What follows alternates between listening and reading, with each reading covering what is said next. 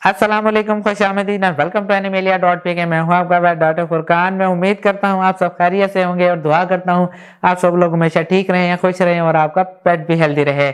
आज हम बात करेंगे कि आपने अपने सीनियर कैट को कौन सा फूड देना है, बेस्ट फूड उसके लिए क्या रहेगा।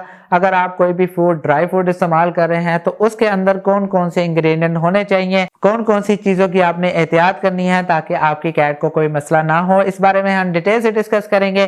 पूरी वीडियो जरूर देखिएगा, बहुत ज्यादा इंफॉर्मेटिव है। उससे पहले प्लीज चैनल सब्सक्राइब कीजिए, बेल आइकन दबा दीजिएगा ताकि आपको पेट हेल्थ से रिलेटेड वीडियोस मिलते रहें। चलिए शुरू करते हैं।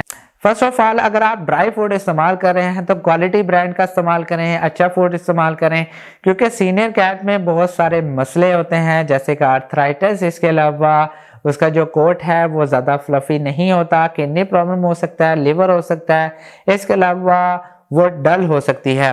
तो बेहतर यही है कि आपने वो फूड इस्तेमाल करना है जो कि उसकी ज़रूरियात को पूरा कर रहा हो।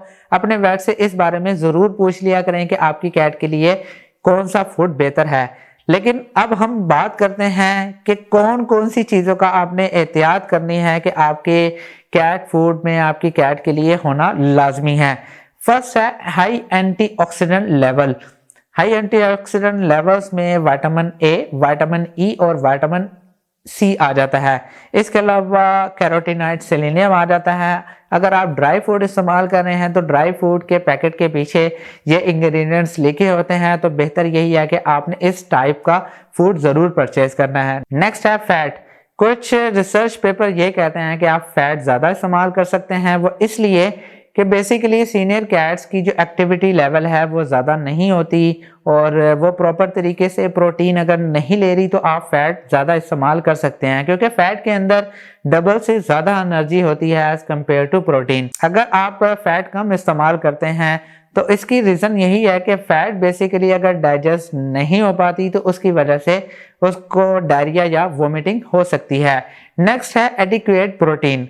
अगर आपकी कैट तकरीबन 7 साल से ज़्यादा है तो उसके अंदर प्रोटीन को डाइजेस्ट करने की जो कैपेबिलिटी है वो कम हो जाती है। अगर वो प्रॉपर तरीके से प्रोटीन को डाइजेस्ट नहीं कर पा रही तो इसकी वजह से आपकी कैट को डायरिया हो सकता है, क्योंकि डाइजेशन का इश्यू प्रोटीन की वजह से हो सकता है। बेशक वो बीफ है, मटन है, या फिर आप कोई भी वेजिटेबल सोर्स की प्रोटीन इस्तेमाल कर रहे हैं, या फिर आप चिकन इस्तेमाल कर रहे हैं।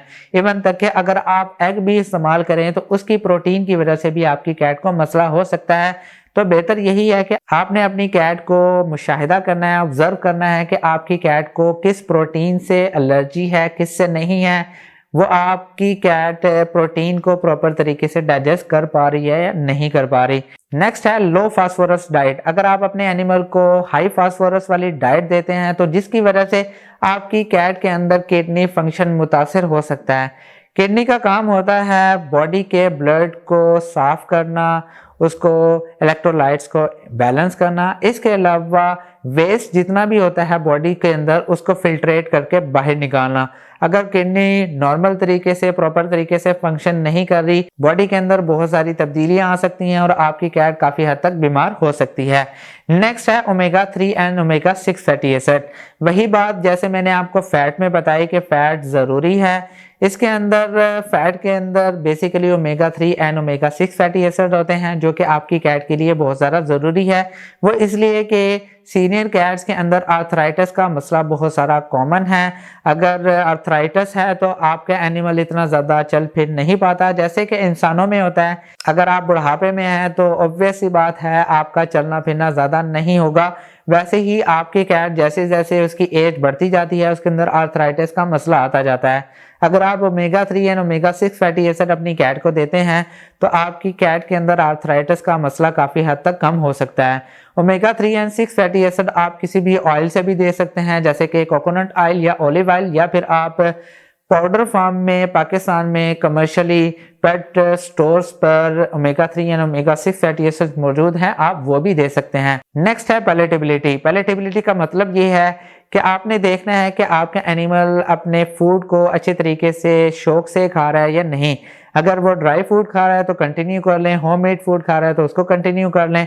लेकिन ये आपने ज़रूर ज़हन में रखना है कि वही फूड इस्तेमाल करना है जो कि आपकी कैट के लिए बेहतर है, और पैलेटेबल फूड इस्तेमाल करें जो कि आपकी कैट ईज़िली डाइजेस्ट कर सकती है। इसके अलावा आपने अपने वेट से ज़रूर कंसल्ट करना है। मैंने आपको वो बातें बताई हैं जो कि ज़रूरी होती हैं सीनियर कैट्स के अंदर, लेकिन अगर आपकी कैट के अंदर कोई मसला चल रहा है, कोई डिजीज़ चल रही है, तो आपका वेट ही डायग्नोस करके बता सकता है और उसके मुताबिक ही आपके एनिमल की फीड के मुतालिक वो गाइडलाइंस दे सकते हैं। मैं उम्मीद करता हूं कि आपको सारे के सारे पॉइंट समझ आ गए होंगे। अगर आपका कोई क्वेश्चन है या आप मुझसे कुछ पूछना चाहते हैं तो आप मुझसे कमेंट में पूछ सकते हैं। मैं उम्मीद करता हूं कि आपको वीडियो पसंद आई होगी। अगर पसंद आई है तो प्लीज़ लाइक कीजिए, शेयर कीजिए और प्लीज़ इस चैनल को जरूर सब्सक्राइब कीजिएगा। नेक्स्ट वीडियो में मिलते हैं। खुदा हाफिज़।